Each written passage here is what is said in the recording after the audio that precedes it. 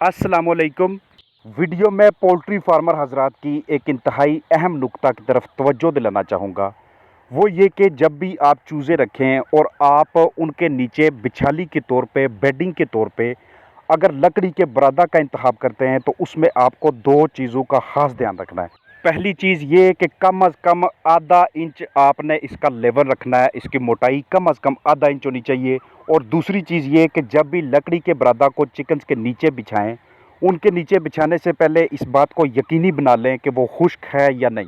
अगर आपने उसकी स्टोरेज किसी ऐसे कमरे में की हुई है, जो मैं आगे चल के आपको दिखाऊंगा, कि जहाँ पे एक बार उसने नमी पकड़ ली, उसको किसी वजह से सूरज बाहर ना निकलने की वजह से या आपकी तरफ से मशक्क़त ना करने की वजह से अगर उसे सनलाइट दस्तयाब नहीं हुई, वो सूरज की रोशनी की मौजूदगी में अपने आप की जरासीम कुशी करने में नाकाम रहा, तो यही जो बरादा है ये जब आपके चिकन्स के नीचे जाएगा तो उनकी आगाज़ में जो बिट्ठें होती हैं, उन बिट्ठों में पानी का तनासब ज़्यादा होने की वजह से यही बरादा जिसमें पहले से ही नमी का तनासब ज़्यादा था, अब उनके लिए बीमारियों का घर बन जाएगा। इसके अंदर बहुत ज़्यादा जरासीमों की तादाद बढ़ती जाएगी और फिर इससे अमोनिया इतनी तादाद में डेवलप हो जानी है जो हमें महसूस नहीं होनी, लेकिन वो हमारे चिक्स के लिए जानलेवा होनी है। इसी फार्म के ऊपर ये जितने भी चूज़े आप देख रहे हैं, सारे के सारे ए ग्रेड चूज़े हैं। बीच में कोई भी ऐसा चूज़ा नज़र नहीं आता कि जो वेट के लिहाज से बहुत ज़्यादा नीचे था और उनकी अमवात होना शुरू हो गई हैं। दूसरी तरफ सैकड़ों की तादाद में चूज़े मरे पड़े हुए हैं और उसकी लॉन रीज़न थी कि एक तो नीचे की जानब जो बरादा बिछाया हुआ है वो इतनी कम तादाद में है और दूसरा उसने बहुत ज़्यादा नमी पकड़ी हुई है। वीडियो के बिल्कुल आखिर में जहाँ पे वो स्टोर किया हुआ है वो जगह भी आपको दिखाऊंगा। तो ये सारी बातें दिखाने और आपको बताने का मकसद ये था कि आप इस तरह की मिस्टेक किसी भी सूरत में ना कीजिएगा। मैं इस बरादे को हाथ में पकड़ता हूँ, मैं इसे दबाने की कोशिश करता हूँ तो इसमें से नीचे की जानब थोड़ा थोड़ा पानी निकलता महसूस होता है। ऐसे लगता है कि बहुत ही ज़्यादा को गीली चीज़ मैंने हाथ में पकड़ ली है।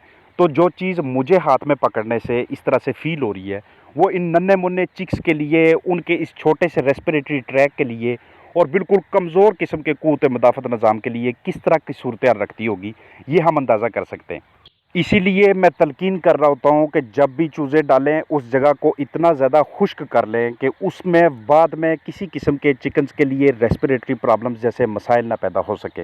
एक मरतबा अगर वो जगह थोड़ी सी भी गीली रह गई, जो कि आपने बाकायदा तरीके से जज ना की, और उसके ऊपर आप फिर जो भी लिटर मटेरियल बिछाएंगे वो आपके चिकन्स को काकसी की तरफ, इकोलाई की तरफ, सांस के आर्जों की तरफ और मुख्तलिफ दूसरी बीमारियों में मुब्तला करता चला जाएगा। तो स्ट्रेटजी क्या अपनानी है कि हमें पता हो कि आज से ठीक 3 दिनों के बाद या 4 दिनों के बाद हमारे पास चूज़े आ रहे हैं।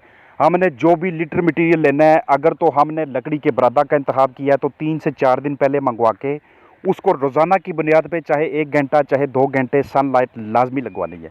उसके अंदर आप बेकिंग सोडा डाल के उसके साथ सेब के सिरका का मिक्सचर बना के भी उसको डिसइंफेक्ट कर सकते हैं। उसको सूरज की रोशनी से भी डिसइंफेक्ट कर सकते हैं। फार्मालिन या डेटोल या कोई भी अच्छा दूसरा जरासीम कुश मटीरियल इस्तेमाल करके उसकी डिसइंफेक्शन, उसकी जरासीम कुशी कर सकते हैं।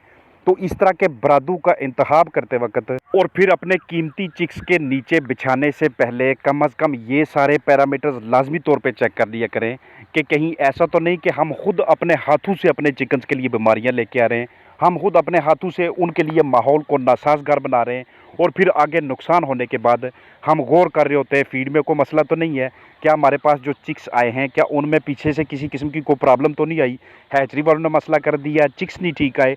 तो कम अज़ कम अपने हैंड में जो चीज़ें हैं उनके ऊपर ज़रूर गौर किया करें। पूरी उम्मीद है कि वीडियो आपके लिए मुआवन साबित होगी। अपना ख्याल रखिएगा। अस्सलाम वालेकुम।